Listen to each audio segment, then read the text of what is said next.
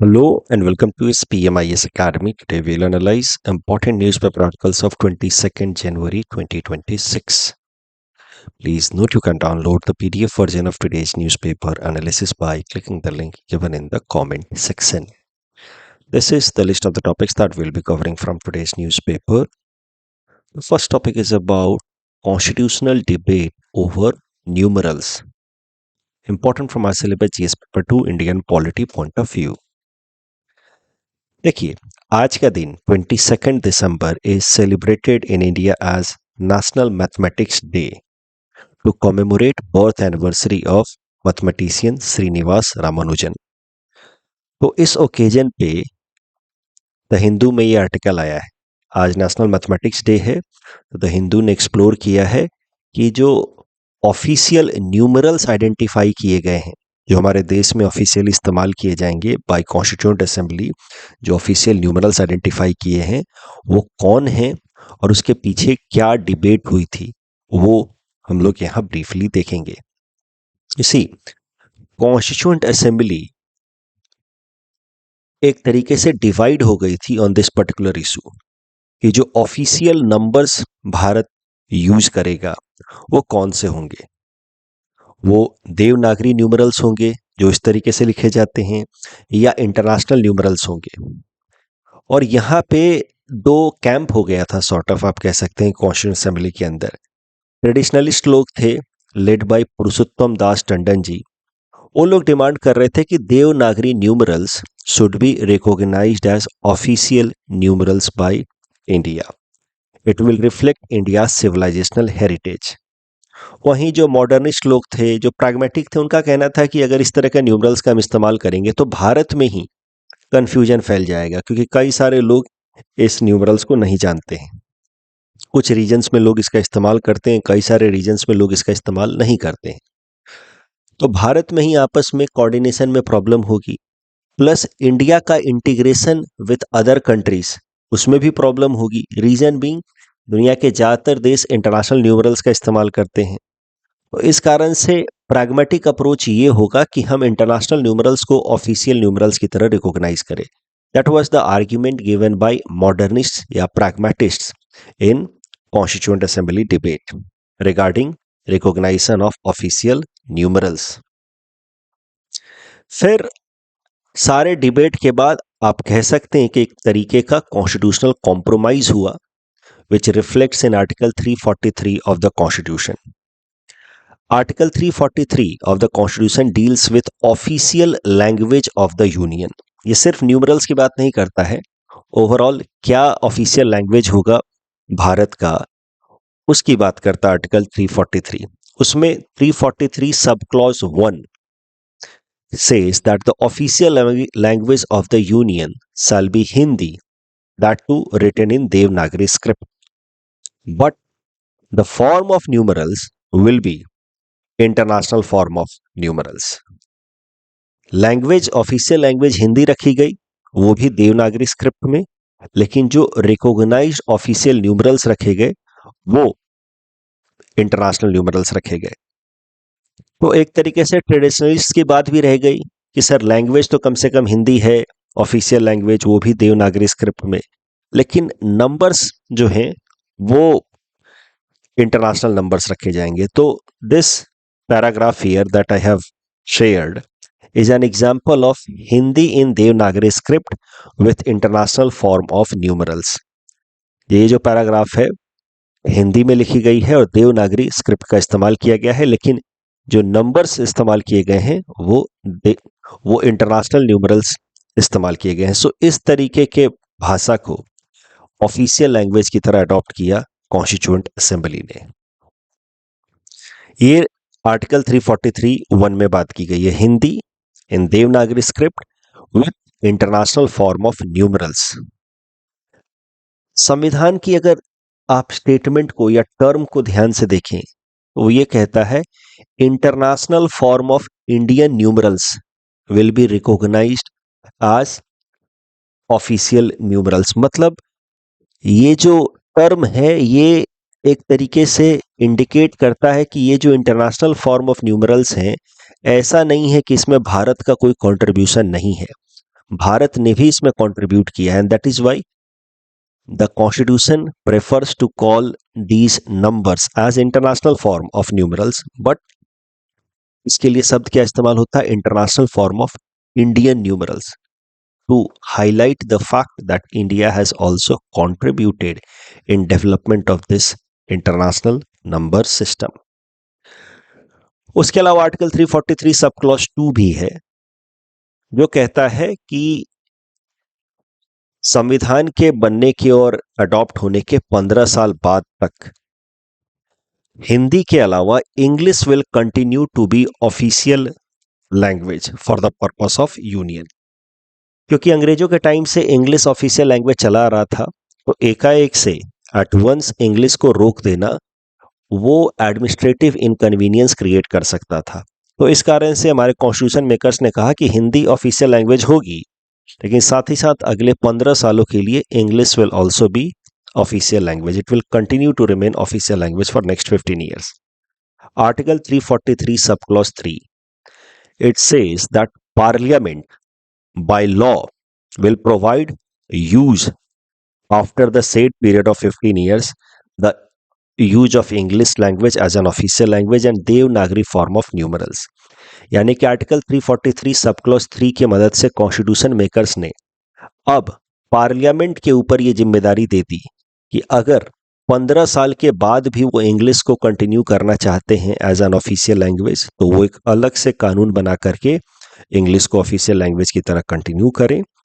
Plus अगर parliament चाहती है कि देवनागरी फॉर्म ऑफ न्यूमरल्स भी ऑफिशियल न्यूमरल्स की तरह रिकॉग्नाइज हो अपार्ट फ्रॉम इंटरनेशनल न्यूमरल्स, तो उसके लिए भी वो अलग से कानून बना सकते हैं।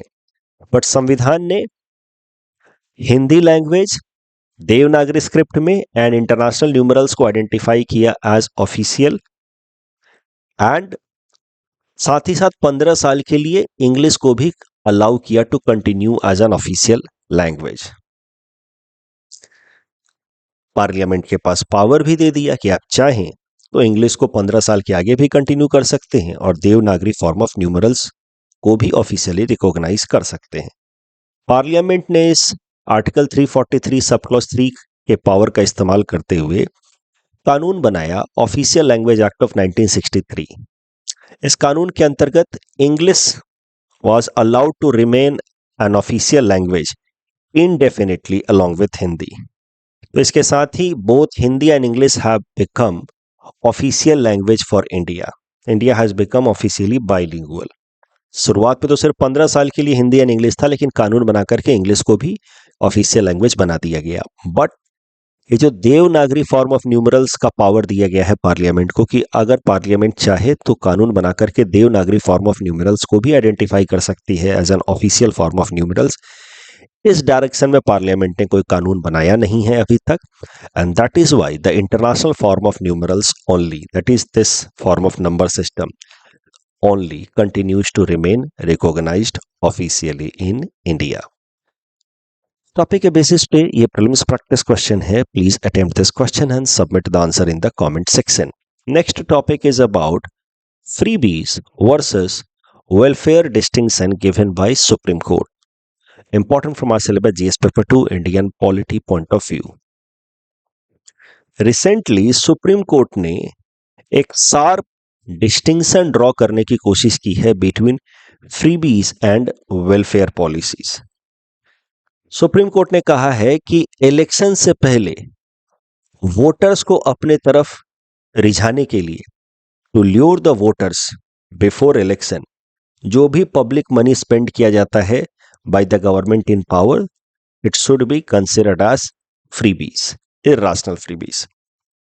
जबकि जो जेन्युइन वेलफेयर पॉलिसीज हैं वो कुछ इस तरीके की होनी चाहिए, जैसे कि free medical care, education for poor, जिससे जो गरीब लोग हैं उनकी कैपेबिलिटी डेवलप हो, ना कि सिर्फ वोट पाने के लिए इलेक्शन से कुछ दिनों पहले कुछ आप इनिशिएटिव ले आए जिससे आपको जो पॉलिटिकल पार्टी पावर में है उसको सीधा सीधा फायदा हो by using public fund. That would be considered as irrational freebies.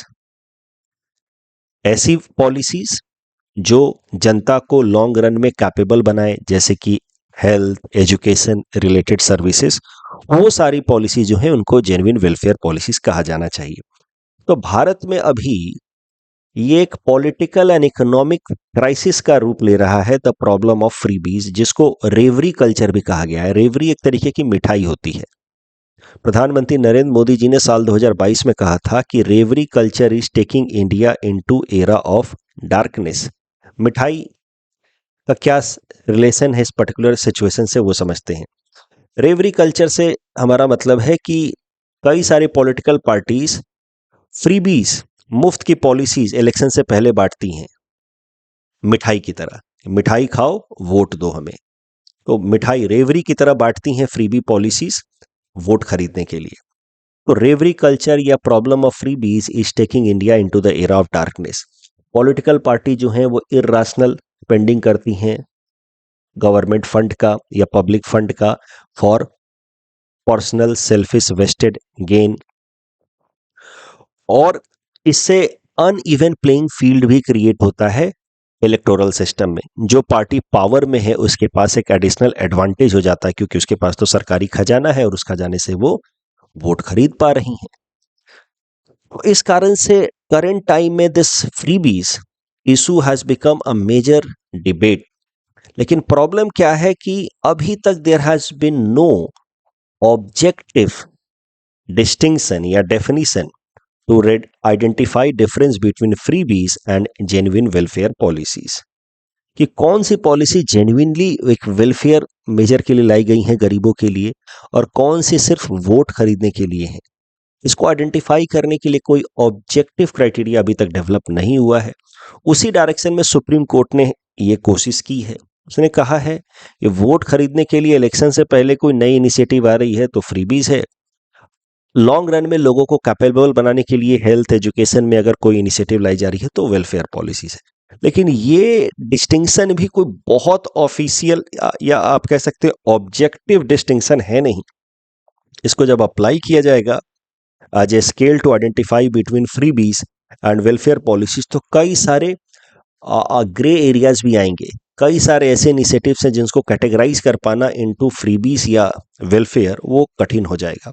तो और ज़्यादा ऑब्जेक्टिव डेफिनेशन की ज़रूरत है, चाहे उसके लिए कानून बनाया जाए या भारत सरकार अलग से पॉलिसी लेकर के आए, या इवन जुडिशियरी थोड़ा और ऑब्जेक्टिव तरीके से distinction they.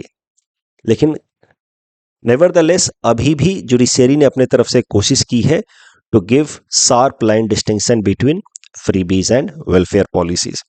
Chief justice of India Suryakant साहब ने कहा कि ये जो वेलफेयर स्कीम्स हैं ये तो कंपलसरी हैं, they must be run by the government because government is under obligation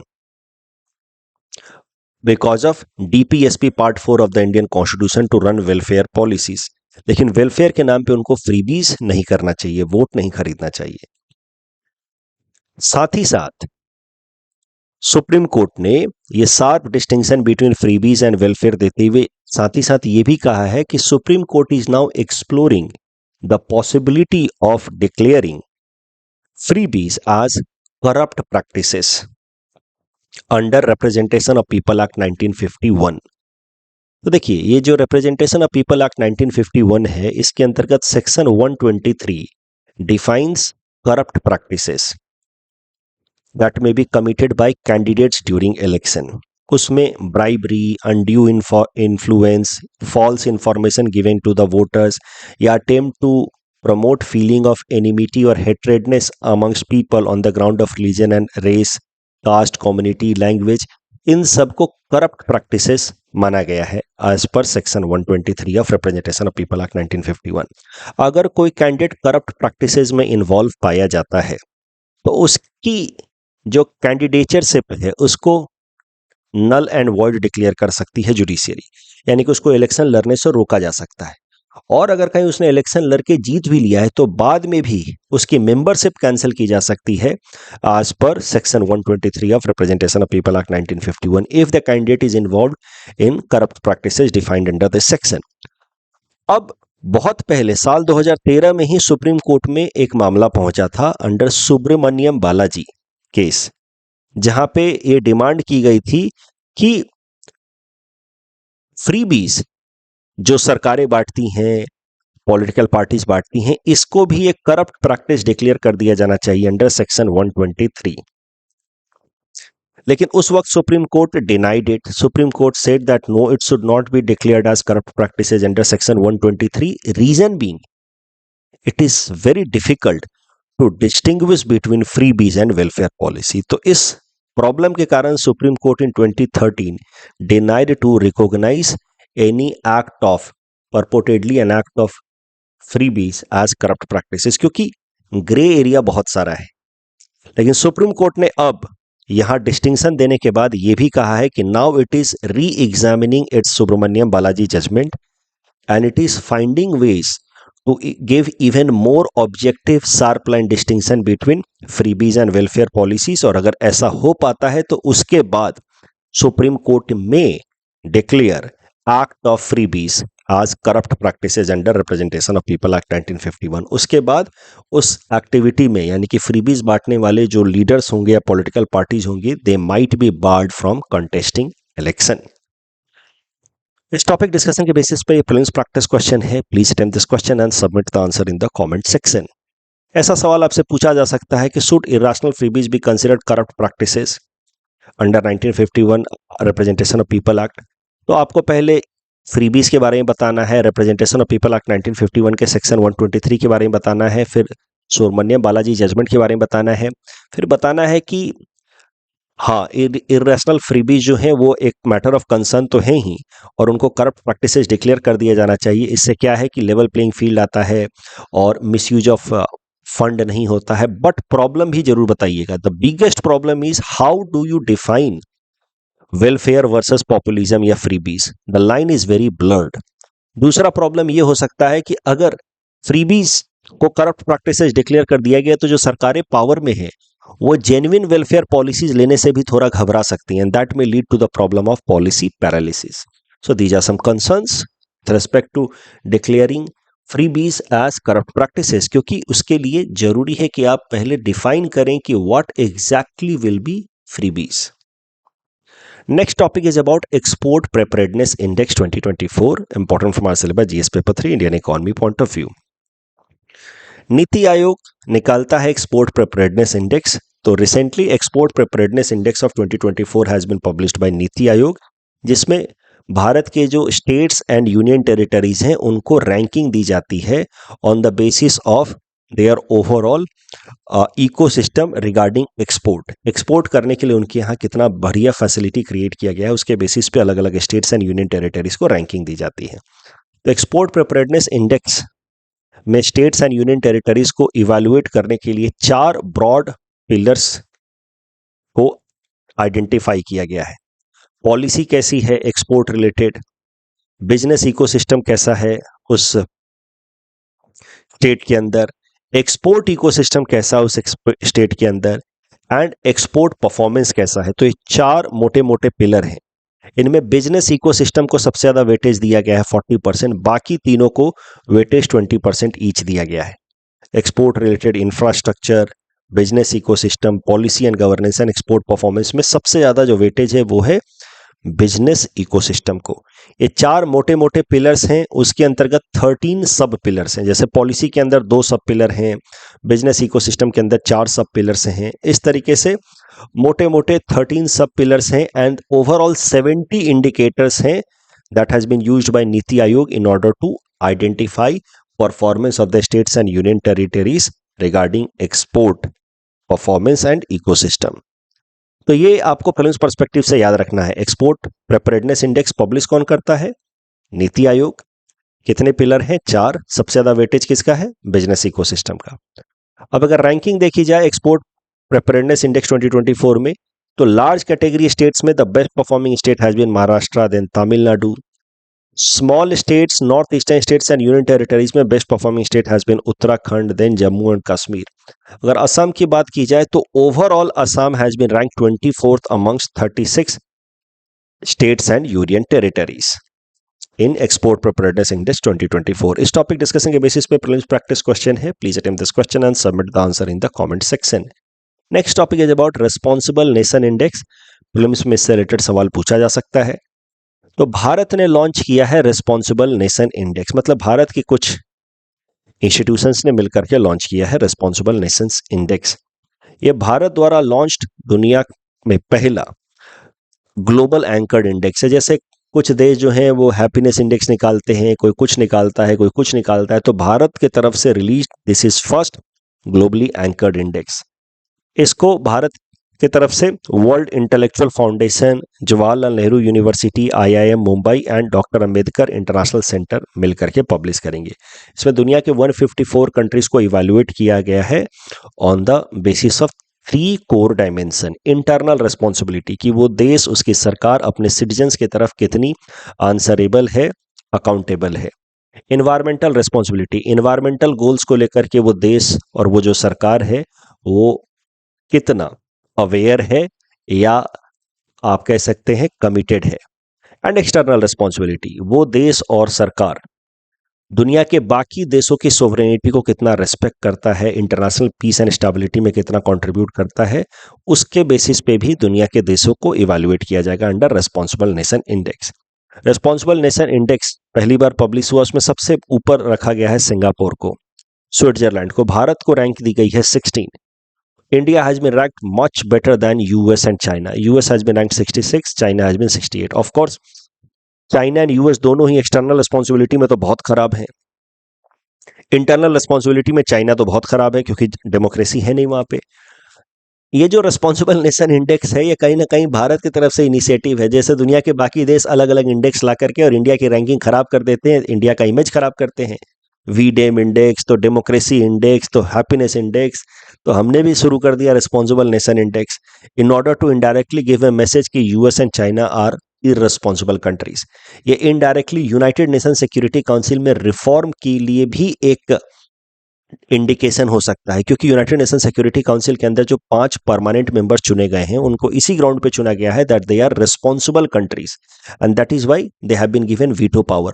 but Bharat ये रिस्पॉन्सिबल नेशन इंडेक्स के थ्रू इनडायरेक्टली मैसेज दे रहा है कि ये कहाँ रिस्पॉन्सिबल है। अगर रिस्पॉन्सिबल होते तो इनकी रैंकिंग इतनी खराब क्यों होती। तो इस तरीके से इस रिस्पॉन्सिबल नेशन इंडेक्स की मदद से India perhaps is targeting some other ulterior goals as well. जो भी है प्रीलिम्स पर्सपेक्टिव से तो आपको याद रखना है रिस्पॉन्सिबल नेशन इंडेक्स इस साल पब्लिश हुआ। इस टॉपिक के बेसिस पे प्रीलिम्स प्रैक्टिस क्वेश्चन है, please attempt this question and submit the answer in the comment section.